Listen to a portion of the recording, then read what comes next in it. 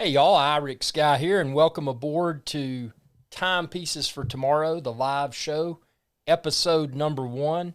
And I want to give a shout out to, and pardon me if I mispronounce it, but Dis Orez Dis. We were actually on a live show on Archibald Chesterfield III's Archie Luxuries channel. By the way, check it out if you haven't. I'll flash up a little YouTube card to go to his channel. He does a lot of really good wristwatch content.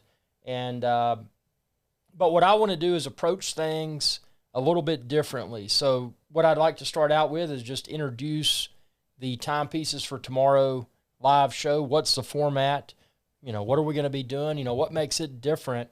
What potentially makes it better than some of the other wristwatch-centric live shows? So for starters, I just want to go ahead and again give formal acknowledgement to Archie Luxury, Archibald Chesterfield III. When I first started collecting timepieces, I had an Omega Seamaster 300M with a blue wave dial, pre-coaxial, and I was going through Google and trying to find anything that I could that would steer me in the most correct direction for for future timepieces. And I kept stumbling upon AC3. It was like, who is this guy? Why does he have so many? Brad, welcome aboard, sir. Welcome aboard. Always good to have you. Oh, customary wristwatch check. I'm wearing the 114060. But yeah, so it's an interesting hobby for several reasons. Number one, it's a hobby that people of all age groups, all demographics can enjoy, all different financial situations. Wristwatch collecting is a hobby that's a hobby for everyone. And the common misconception about wristwatch collecting, and that's what I really admired AC3 Archie Luxury for, was that, often people assume that people that are interested in wristwatches are snobby and, arrogant people, highbrow, too good to talk to you. But the reality is that in today's world, in today's social media world, wristwatches have a completely different face. So, what I mean by that is that, whether you're young, you're old, you're from this country or that country, it doesn't matter. You can still enjoy the passion associated with collecting wristwatches. And, growing up, I collected baseball cards, and I'm sure a lot of people did that, baseball cards and other collectibles. But, there's something about something that's on your wrist that is living, that is mechanical, mechanically driven. It's not a computer. It's all mechanical, Swiss engineering or German engineering in some situations. But, something that's living on your wrist that is fascinating, and it's never going to go out of style. It's something, there's a term that a lot of people use. It's called greenfield.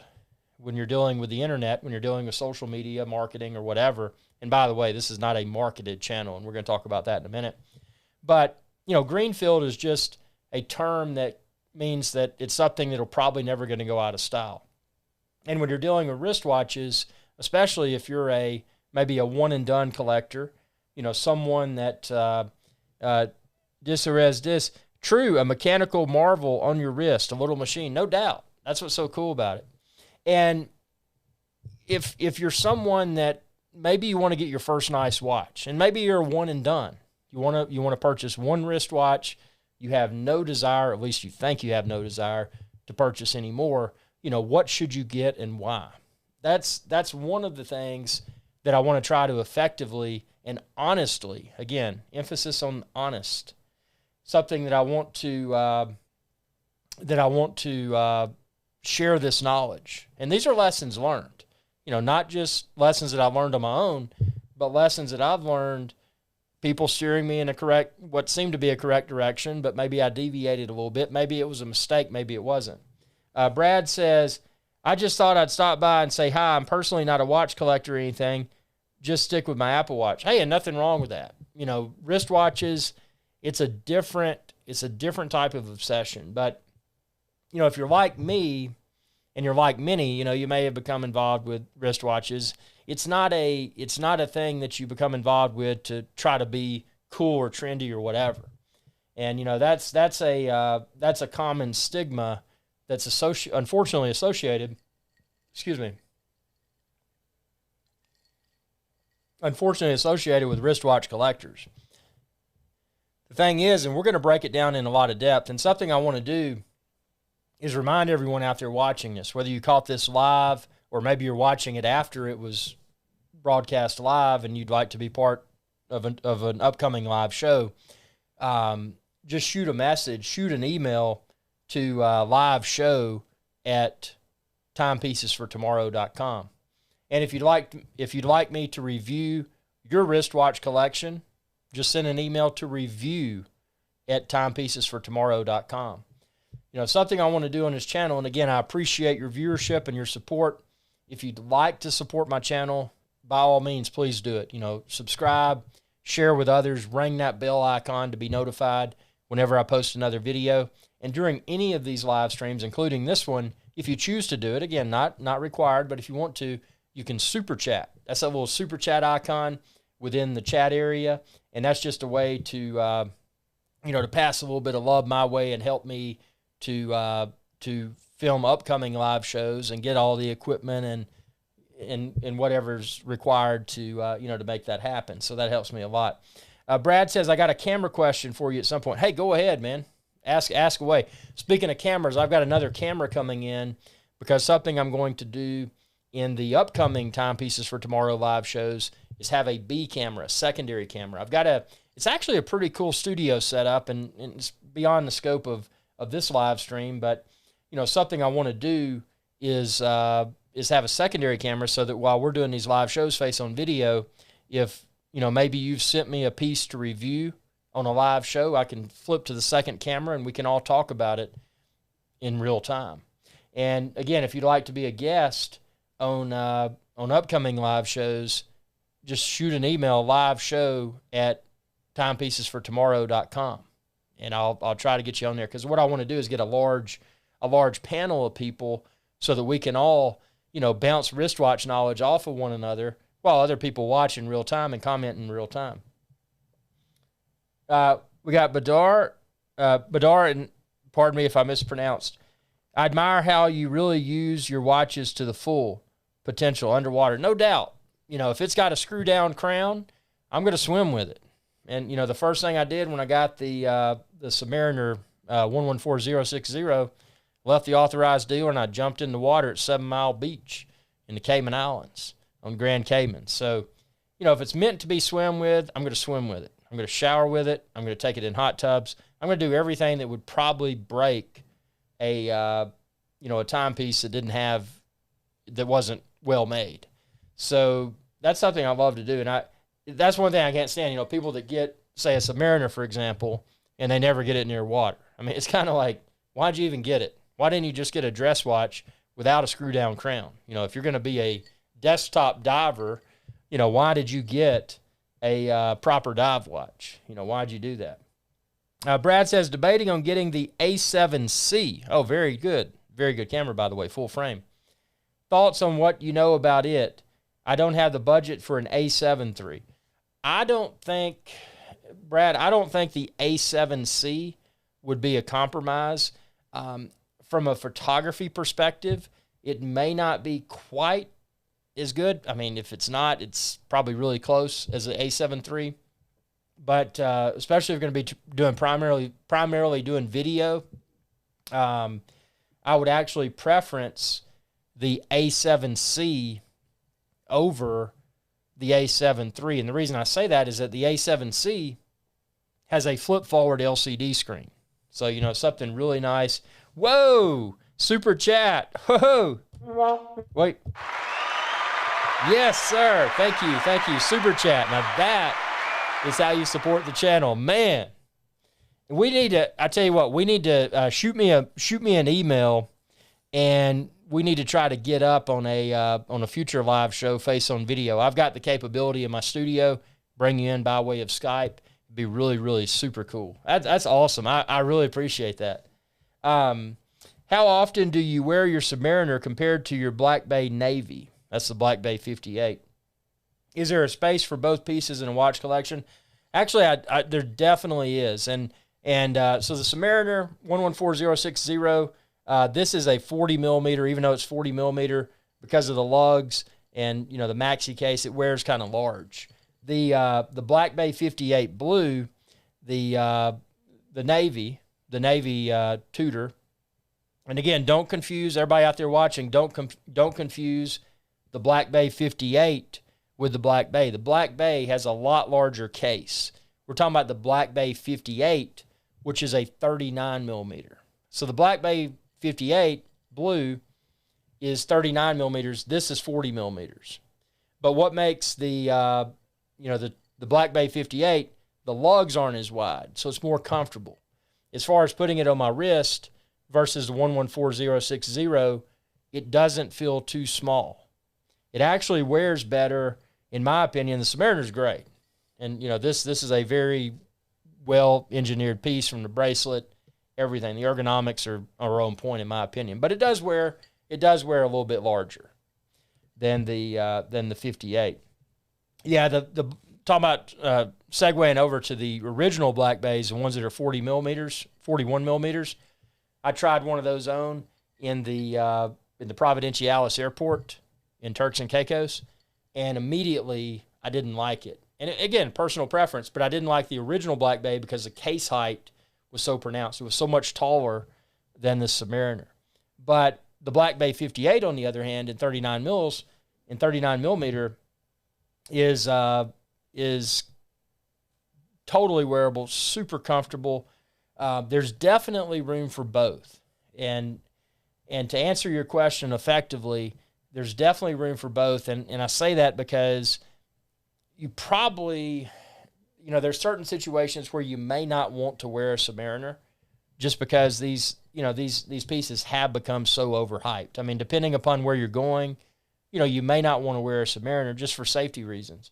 But beyond that, as far as comfort is concerned, on the wrist, I like both equally well. One thing I would like to see, and they've done it with the boutique-only Black Bay 58 that came out recently. I forget the reference, but basically Tudor released a glide lock style type clasp for a Black Bay 58 that's only available in their boutiques. It's not on, at least the current, at the time of hosting this live stream, Black Bay 58. I think if they added that to an upcoming Black Bay 58 that's accessible from any Tudor authorized dealer, I think that would be a great piece.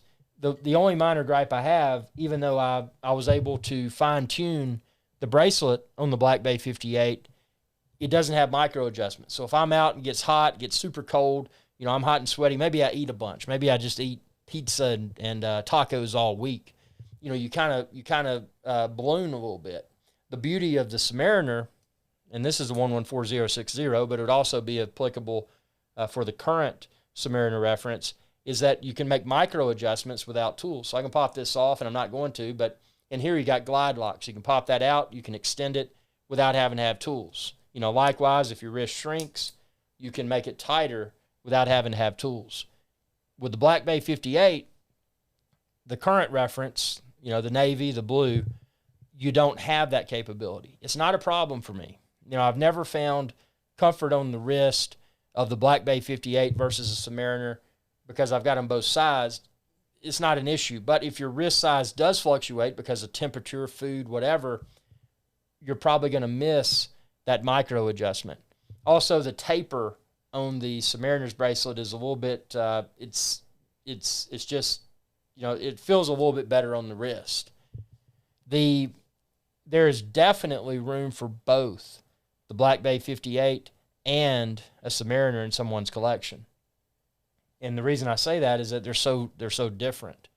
The Black Bay 58 is a modern version. When I say modern, I mean you've got all the latest technology that's come throughout the years, from the Hans Willdorf Foundation. Hans Willdorf Foundation owns both Rolex and Tudor. If you didn't know that, Tudor is Rolex's little brother, if you want to look at it that way.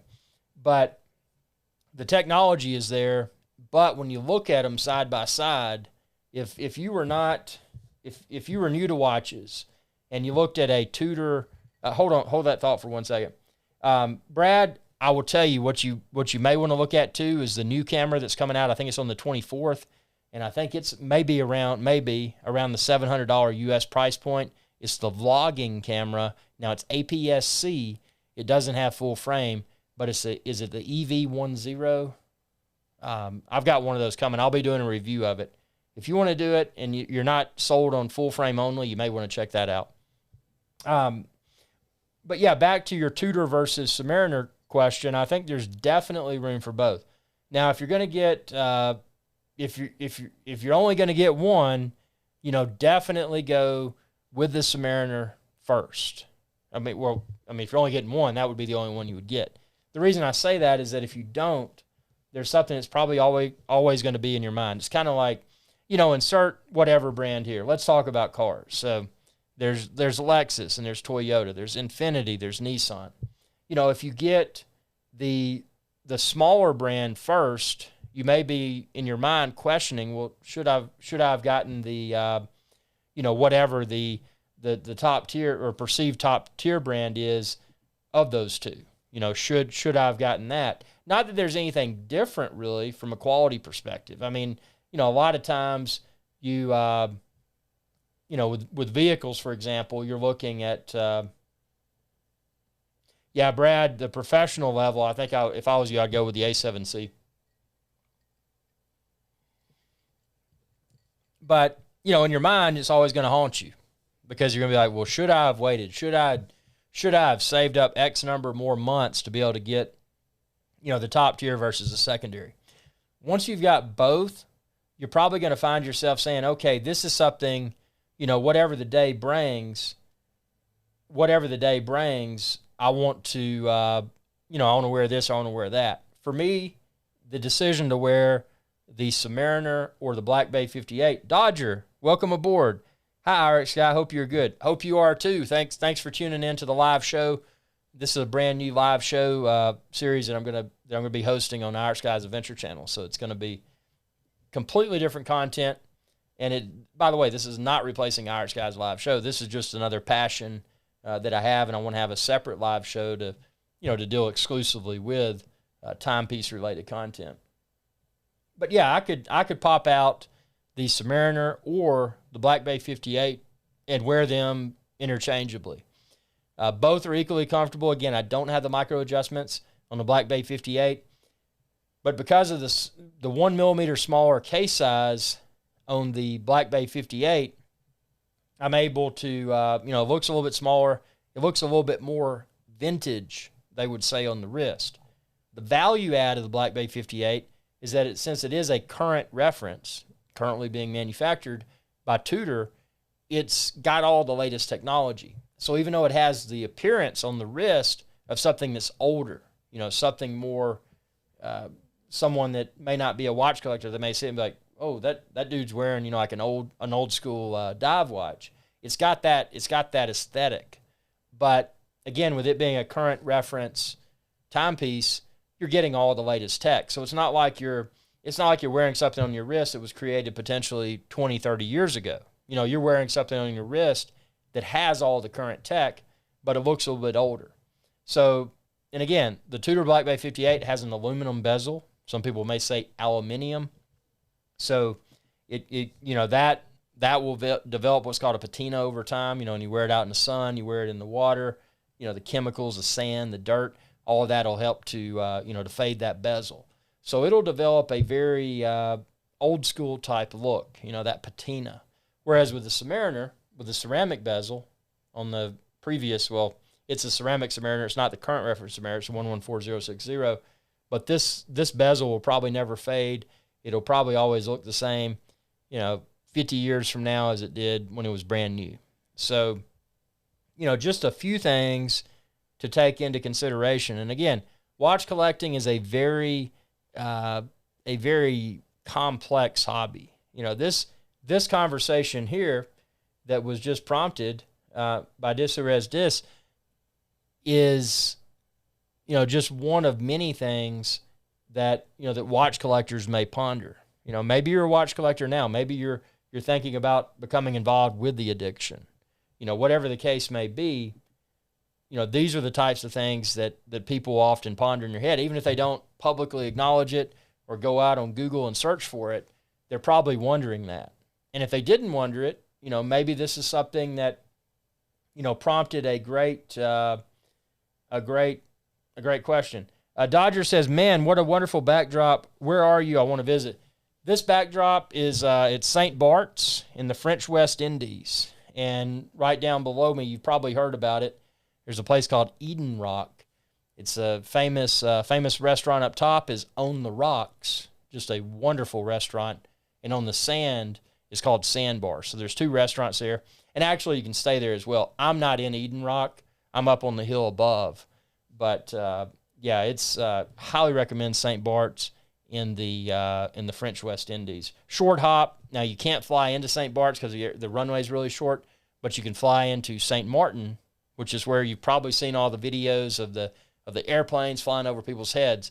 That's Princess Juliana International Airport in St. Martin. So you can fly into there, and then you can take a little commuter plane, propeller plane, over to St. Bart's, or you can get on a ferry or your own boat if you got a boat and head on over to St. Bart's. Highly recommend St. Bart's. But so there's a lot of complexities that's what makes this hobby so interesting, is that on the surface it's like, well, should I buy this watch or should I buy that watch? A lot of people purchase a watch just because of perception reasons. They want to look like they're successful, or they want to look like they're grown up, whatever. Whatever an individual's motivation may be, that's perfectly fine. My goal is to not target any individual. My goal here is to share honest wristwatch opinions, and a lot of those opinions can be backed with verifiable evidence. Okay, well, this opinion was stated because of this, this, and that.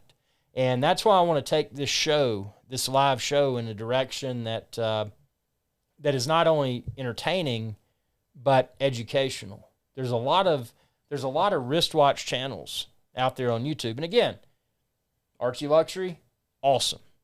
Found so much useful content on his shows. And I'm not trying to steer viewers away from Archie Luxury. That's not my intent. I'm not a competitor of his. I'm a fan that admires what he brought to the community. But with that being said, I want to take it a step further. And I want to do it. We're not going to have any profanity here. We're not going to have any questionable subject matter. It's just going to be wristwatch content. Whoa, super chat. Thank you.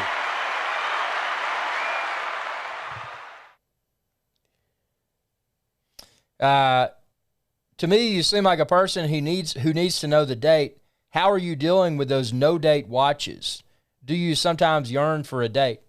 Well, that's actually a wonderful question, and I'm going to answer this. And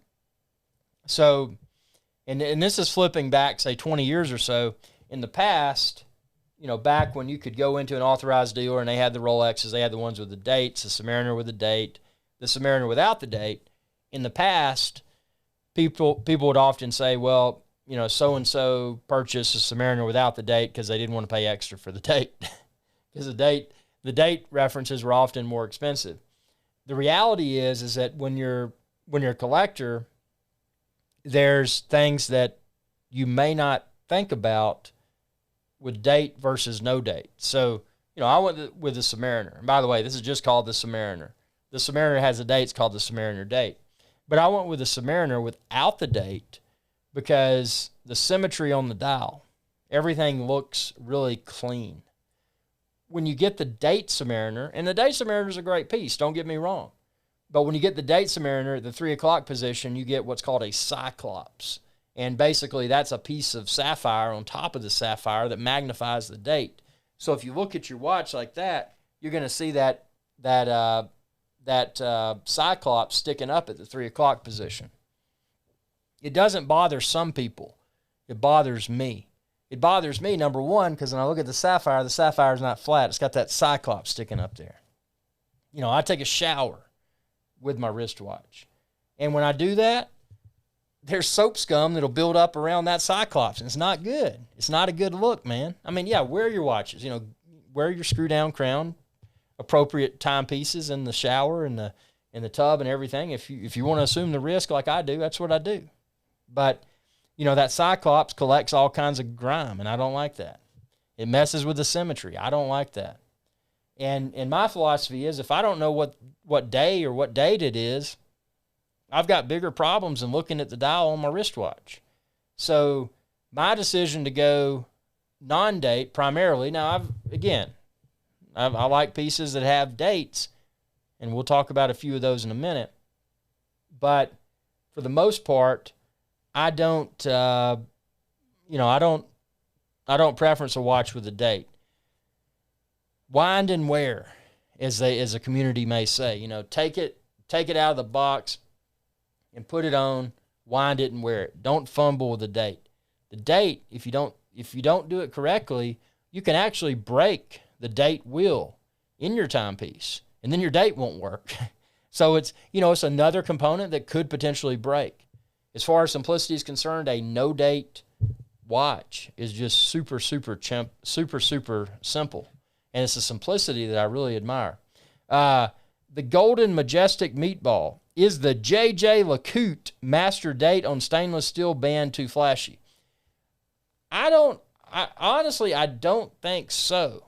It's the stainless steel, and something that you may not realize about J.J. LeCoultre, JLC, they read it, they may say it's Jaeger LeCoultre, but it's pronounced J.J. LeCoultre.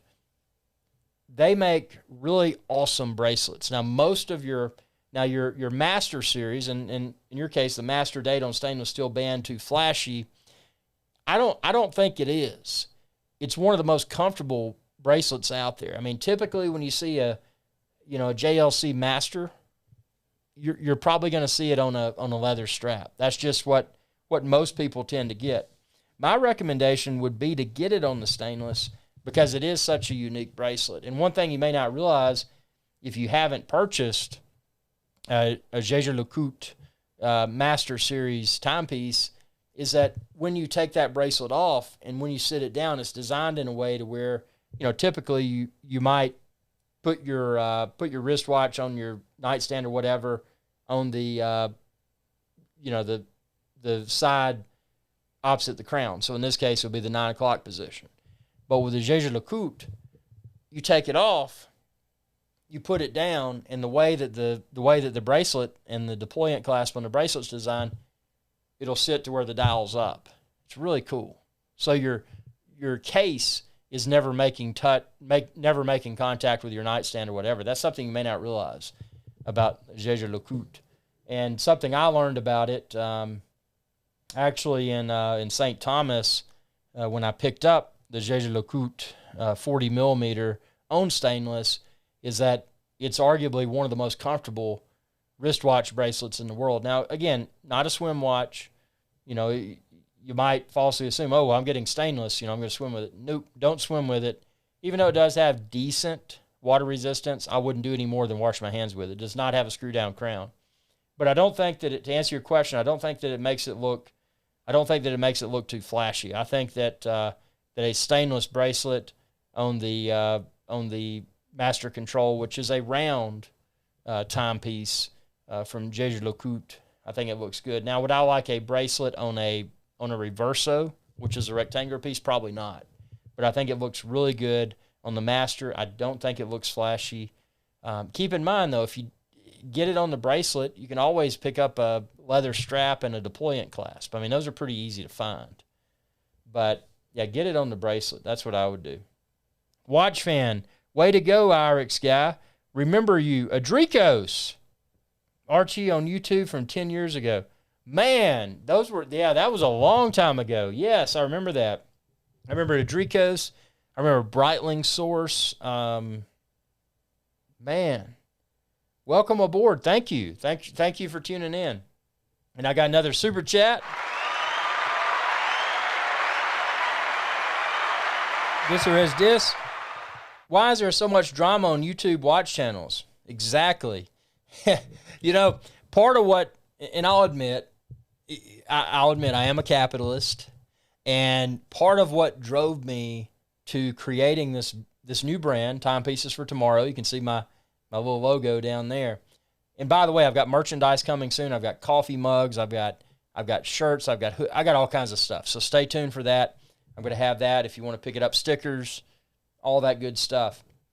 And but part of what drove me to creating this new series, because I have standard live shows, but this live show is wristwatch specific. Part of what drove me to this was, whoa, welcome to the Irish Guy Patreon. Whoa, awesome.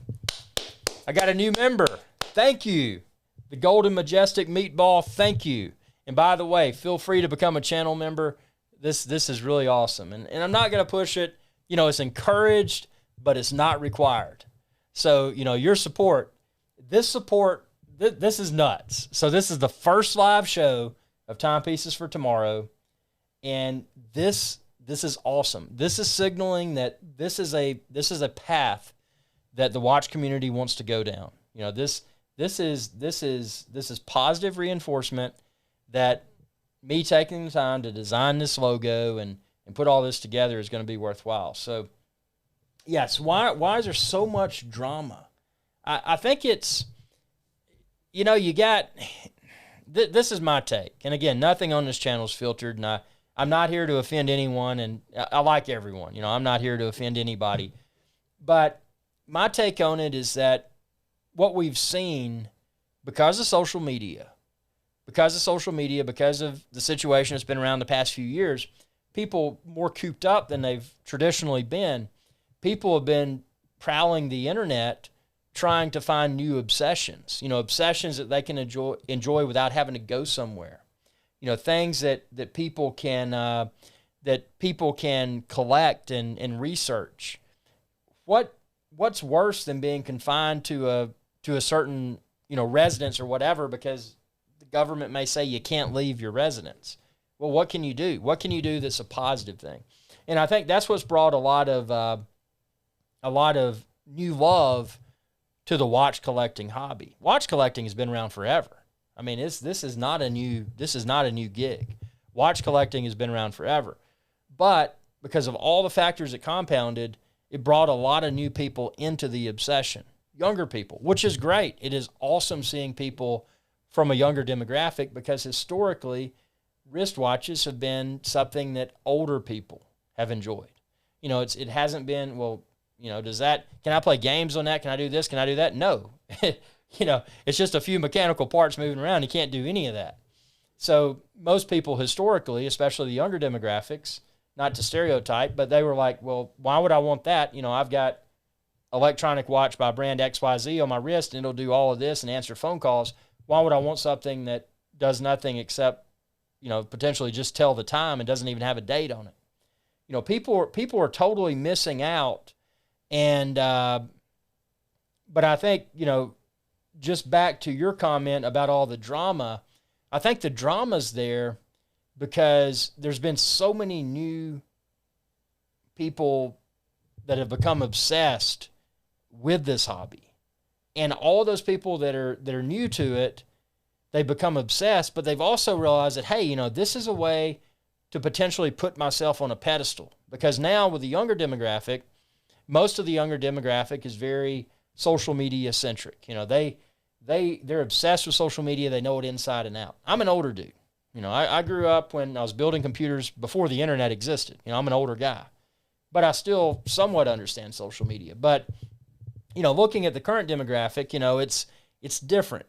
Today, the younger generation, not to stereotype, but for the most part, it's about flexing and this, that, and the other. You know, people want to show off. You know, they want to leverage their social media in a way that can brand themselves as something potentially greater than they actually are. So in their mind, if they put a Rolex on their wrist, or an Audemars Piguet or a Patek Philippe or whatever, probably Rolex, because a lot of people don't know what Patek or Audemars is, they're flexing and they're making themselves look bigger for their audience. So that's what's brought in some people. And there's a lot of drama that's been created because you've got the true collectors and then you got the new school. what I really like and what I want to focus upon within Timepieces for tomorrow is sharing knowledge. You know, people of all age groups, all experience levels, sharing it in a very clean and educational way so that anyone, old, young, new to the hobby, been in the hobby for a long time, can potentially walk away with and say, hey, I learned something. Or, hey, you know, this conversation prompted me to research XYZ. That's where I'm going with this. And let's see, we're going to get through some more comments here. Dude, you're awesome. Haha, good to see your enthusiasm. Keep it up. Hey, I appreciate the super chats. And that is awesome. Robert says, are all your watches automatic, or do you have any everyday quartz beaters? Great question. Never been a quartz watch fan. And again, growing up, when I was younger, I had the Seikos, I had the Timex. I remember when Indiglow came out, the little glowing thing for the Timex. So I always had an obsession with timepieces, but I never really had quality timepieces until my first one, which was the Omega Seamaster 300M with Blue Wave dial.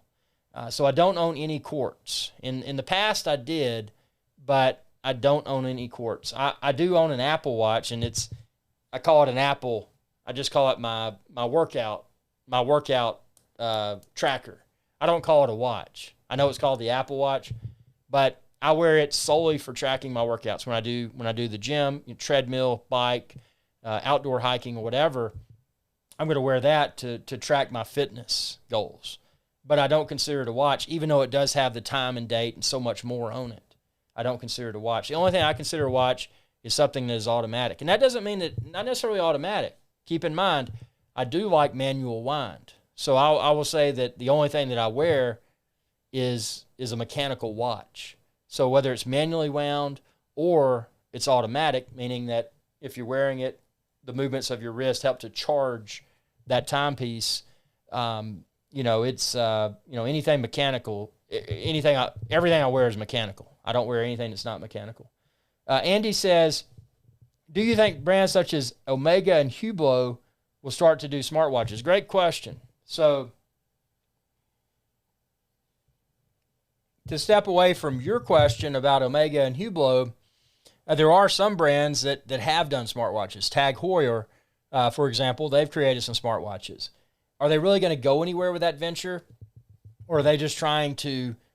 Here's my honest opinion. I think that some of those manufacturers, and again, Tag's not at the level of Omega or Hublot, but I think that a lot of those watch brands that have dabbled with smartwatches are doing it just to say they have and potentially attract that younger demographic to come into their authorized dealer, because they know that, hey, if they get them in with something that's high tech, then maybe they'll develop the obsession with the mechanical wristwatches, and that's my opinion there. It's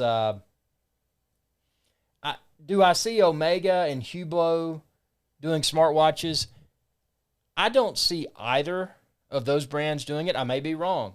But if I was going to pick one brand outside of Tag that would do it, I would say it might be Breitling, just due to the fact that Breitling does have some quartz pieces, and they would be a brand that would explore that territory. But I may be wrong. But I don't think we're going to see Omega, Hublot, or Rolex, Audemars Piguet, Vacheron Constantin, Patek Philippe, any of them do the smartwatches. But I may be wrong. Who knows what the future may bring. Cal C, Dude's Party. Irex, you got to give some notice on these. What's your next purchase? I don't know, man. I got to see how the super chats go. The Golden Majestic Meatball. My first timepiece I acquired was from a gas station. Hey, you got to start somewhere. Mine was the big box retailers, and it was in so what was the catch? What was acquired from the gas station, if you don't mind me asking? Did it even have a brand on it?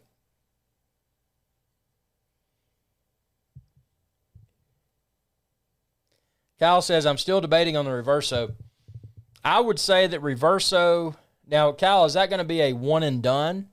Or is the Reverso one of many? Because I'll caution you, if it's going to be a one and done, even though the Reverso, historically, it's the Polo wristwatch, it's called reverso because you can flip it around. So you've got your sapphire crystal. Now, some of them have sapphire on both sides, but a lot of them have stainless on one side. So you can flip it around when you're playing polo or doing whatever, and it's got the, if it's one that has a stainless case back, you've got that versus your sapphire crystal exposed. So that's the purpose of the reverso. Is it a dive watch alternative? Not at all. It's not something that I would wear. If it was a one and done, I would not wear the reverso just because it's not capable as a swim watch. The fact that it can flip around, that's a novelty. It may better protect the sapphire from becoming damaged, but then again, you've really got to hit sapphire crystal really hard, or something on really hard and on a really pointed thing to damage that sapphire crystal. I mean, sapphire is pretty hard, man.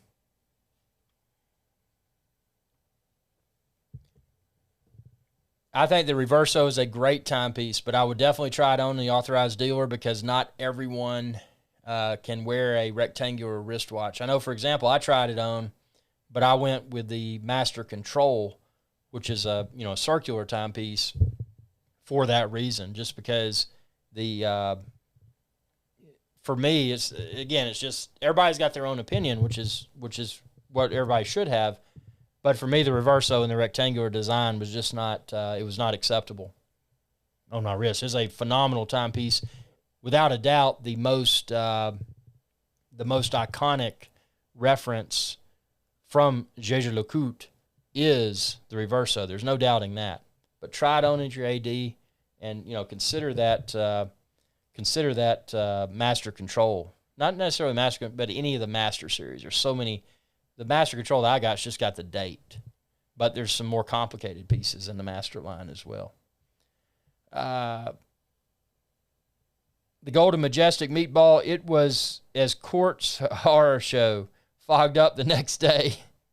Talking about his gas station watch. Dodger, what are your thoughts on Rolex Two-Tone? Historically, I didn't like Two-Tone. And when I say historically, I mean 20 or so years ago. The reason I didn't like it then is different from, well, actually my opinion's changed. So in the past, I didn't like Two-Tone because it's kind of like, it's like, couldn't afford the gold watch, so you kind of got a little bit of gold on it. That was a misconception. Now, my stance on Rolex Two-Tone is completely different, and I'm going to use the Rolex Root Beer GMT. So that's the Two-Tone GMT. I'm going to use that as a great example. So in the case of Two-Tone with the Root Beer, you're getting something that looks really awesome, but because it's not just a solid gold timepiece, you're getting some of that ruggedness that you get from a stainless steel dive watch. You're getting something that's less fragile than a 100% gold Rolex. So from that perspective, I think that Two-Tone today is acceptable, and I really like the Root Beer. I like the color combo. You got the yellow gold, and you got I think that GMT looks incredible. So, do I have any Two-Tones? No. Would I get a Two-Tone? I may not. I'm more of take it out in the ocean, swim with it, hope it doesn't leak kind of guy.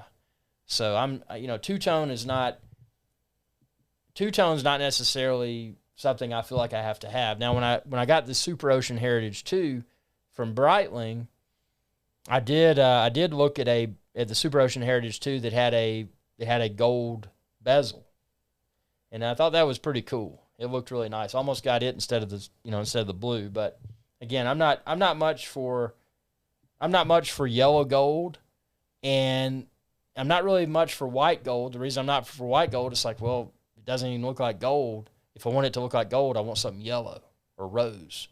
So, it's I don't know. It's an acquired taste, but I would definitely preference a Two-Tone over a solid gold Rolex, just because you're getting a piece that's potentially more rugged than a pure precious metals piece. So Yeah, great questions, guys. Kyle says, have a dive watch, want a casual dress. Kyle, in your case, is Jaeger LeCoultre Jaeger LeCoultre Reverso is a perfect decision. But again, try that on at the AD, try it on, and try on a Master Series and see if you like the rectangular or if you like the the circular design better. And keep in mind also that the size, and again, I reiterate authorized dealer because just, depending upon your wrist, those rectangular pieces will wear completely different than a circular piece. So don't go online and say, okay, I want to get the extra large one, and then you get it looks incorrect on your wrist. Check it out and make sure you get the size that fits your wrist the best and is comfortable. Now, the Golden Majestic Meatball, two-tones are cool and fun. I agree. Yeah, they definitely are. Robert says, have you ever had any water problems with watches? Yes. Yes, I have. I have had a tremendous problem. So, and I'm going to blame myself for knowing what I know now after many years. And this was a piece that I picked up in 2009, and it was a Breitling Super Avenger. So, it's a chronograph and a chronometer, but it does have stated water resistance. But something you may not realize about the Breitling Super Avenger, at least that reference, did not have the the pushers for the chronograph function. The pushers were not screw down, so there was not that extra level of water resistance that you get with, say, a Rolex Daytona. So, I was thinking, okay, well, I'm just going to swim with this because it's got stated water resistance and I'm fine. And I did. I swam with it in the oceans and the lakes and this, that, and the other. And then I started to see moisture on the inside of the sapphire crystal. And I'm like, that's not right. So what's up? And, fortunately, anytime that I've got a timepiece that is screw down crown, and again, the pushers were not screw down. So the stated water resistance suggested that I'd be fine with it. I didn't think anything. I was swimming with an Omega Seamaster 300M, which is all screw down, by the way. And I didn't think anything about it. I'm like, okay, well, the Super Avenger has stated water resistance, whatever. I don't have it right in front of me right now, but I mean, it seemed to be acceptable on paper to swim with, and it leaked. So I sent it back. It was, it happened a few months after I'd purchased it. So I sent it back to Breitling and got the, the free warranty service. And the way I was able to do that, obviously, is because it was, under the international warranty, but it, they had the stated water resistance, so it shouldn't have leaked. And not only did that happen once, but it happened again. So since this happened again, the first time I kind of wrote it off. I'm like, was I pushing the chronograph buttons while I was under the water, subconsciously? Maybe I was, but it happened again, and I knew I wasn't. So that Super Avenger, it only goes in a sink to wash it off.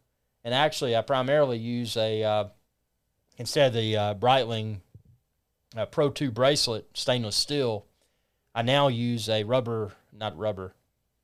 use a leather strap on it to further suggest I don't want to get that thing near the water. So that's the only timepiece I've had leak. And, it was an important lesson learned. And the lesson that was learned is that, especially people that are considering a one-and-done timepiece, you may get one and that's it. If it's got a chronograph, not to be confused with chronometer, but if it has a chronograph, think of chronograph being stopwatch. If it has a stopwatch complication on it, I would not consider that if it's going to be a watch I'm going to swim with. If you're getting a watch that you want to wear anywhere that's still, aesthetically pleasing, this, that, and the other, get a proper dive watch. Get an Omega Seamaster without the chronograph. Get a Rolex Submariner. Get a Tudor Black Bay 58. Get an Oris Akis, or a key, however you say it. Get something that is a proper dive watch with a screw-down crown. Keep in mind, the Submariner has a stated water resistance of 300 meters, 1,000 feet.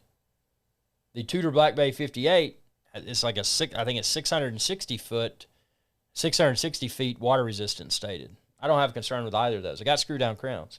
Nobody in chat says, I would not swim with a 30 meter or 50 meter spec watch. Definitely not. And probably what you'll find, nobody, is that those particular watches are probably not going to have a screw down crown anyway. My Jaeger LeCoultre Master Control, for example, it has stated water resistance, suggesting that I could probably get in the water with it. I never would, because it doesn't have a screw down crown. I look at that as if it has a decent water resistance stated, I look at that, okay, I can probably wash my hands with it as long as I don't turn the water pressure up too high. That's the way I look at that. Nobody says 100 meters should be okay, but gaskets will erode after some years. Great point. So if you look in, say, a Submariner, for example, especially if you don't service your timepieces, because you buy the timepieces, like, man, I don't want to spend the money to service it. But there's a little rubber gasket in here. If you screw the crown out, you'll see a little rubber piece, and that's something to nobody's point in the chat. If that starts to erode, you're getting cracks in that rubber. It could allow water to enter the timepiece. So, I'm very cautious about what I swim with. Really, the only things that I'll swim confidently with: Omega Seamaster 300M, Rolex Submariner, Breitling Super Ocean Heritage 2, Ulysses Nardin Maxi Marine Diver, Tudor Black Bay 58, Oyster Perpetual, pretty much any Rolex Oyster case. And that's something we'll talk about in a future live show. But if you look at the crowns on your Rolex Sports, you'll see what's called trip lock, which below the crown, there's 3 little dots. That's like what I have on the Submariner. But there's some that have twin lock that, it's not, the water resistance is not as phenomenal as, say, a Submariner or as a GMT. The Golden Majestic, witness a Submariner guy roll up to the shore after a 35-minute ride on a jet ski. I asked, can it handle the choppy waves? He said yes. Yeah, no, if you're a Submariner, unless you've got a vintage Submariner, and, unless it's something that you've neglected in some way, or maybe you forgot to screw the crown down, it's probably going to be very water resistant. I've worn this 114060. I've done water skiing and tubing and everything behind a boat at like 45 miles an hour and falling on my face in the water wearing this. So it's pretty. And Dodger says this. He says, Submariner is the only watch I wear in a jacuzzi. It's funny, and that's the thing with a lot of timepieces. If you have that extreme heat, that can create condensation on the inside of the dial. I'm like you. I don't recommend it, but I've worn mine in the sauna. I've been to these spas and everything, and I've never had any issues, with my Submariner. And I think that's a testament to the quality of the of the design. This is a purpose-built timepiece. This is something that was built. It wasn't just a marketing thing saying, oh well, we want to make people think that it's if you get this, you're gonna be a diver or whatever. You're gonna go down 1,000 feet under the ocean or whatever. The reality is that these Submariners are very thoroughly tested. So, they're very capable when it comes to water resistance. So, again, like I tell everyone, if you're afraid that it might leak, don't wear it near the water. Don't be stupid. Don't try to go out and get maybe get an older timepiece and put it on your wrist and try to show off and look cool swimming with it, and it may leak. Then you're not going to feel so cool, because then you got to have it serviced. So, know your own comfort level. Don't do something that you feel like you shouldn't do. Just try to impress others. You know, maybe you're single and you're trying to go out and pick up all these women with, you know, the Rolex on your wrist in the pool. Well, if that's not properly serviced and it's got a, you know, a gasket that's failed, it may leak, and then you may not feel too good. So, you know, just something to be aware of. Dodger says, no issues swimming in my 1988 Datejust. Never been serviced, owned from new. Hey, same here, man. I got my Omega Seamaster 300M pre-coaxial blue wave dial. That was back around 2000. Swim with it today, no leaks. Never had it serviced. The time's still great. The timekeeping on that Omega, by the way, is not as perfect as it used to be. But, you know, everything else, the water resistance, no issues at all. You know, it's got the two things. It's got the helium release valve, and then it's got the crown, too. But both are screw down. The Golden Majestic Meatball, the subs can handle the vibrations just as good as the RMs, the Richard Mills, the RMs. Speaking of RMs, and I know that's an acquired taste, I've just never gotten it. I mean, it's kind of like, and not to sound negative, but it's just like, man, that's like a G-Shock. I mean, when I look at it, and I know, you know, the internals are completely different, but I've just never had never been interested in that. Something I do like, though, I like that new Tudor, the new Tudor Black Bay Chrono that came out, the Panda, and then also the reverse Panda. I just wish they would create those in the Black Bay 58 proportions, because they're tall. They're tall on the wrist. If they could shrink that thing down, I think Tudor would have a, and I don't know if they want to compete with their Daytona, but they would have a solid alternative.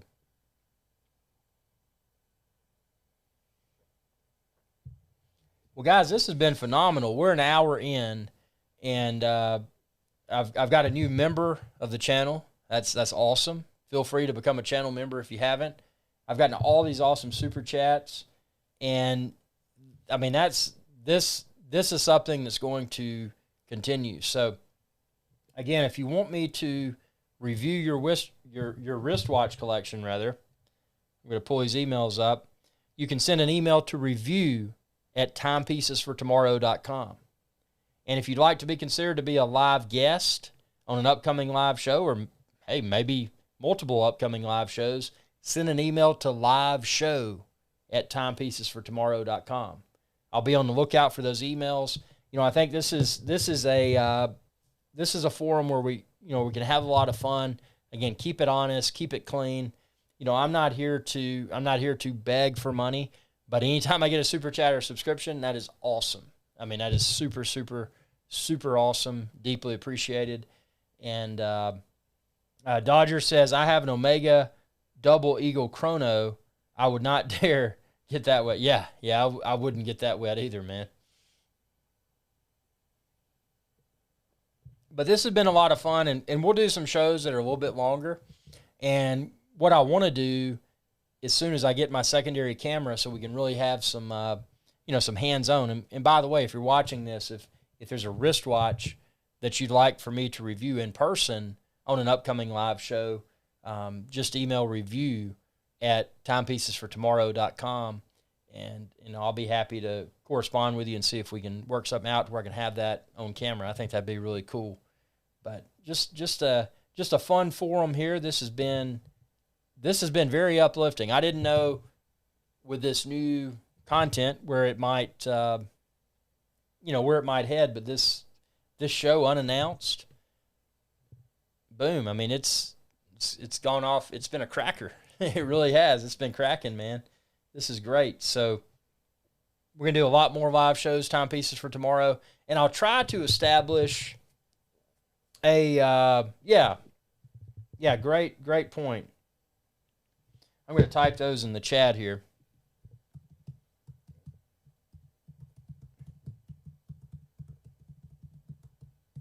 So review@timepiecesfortomorrow.com. That's if you've got a watch or maybe you got a collection you want me to review. You can send a photo. You can send a video. You can ship me a piece, whatever you want to do.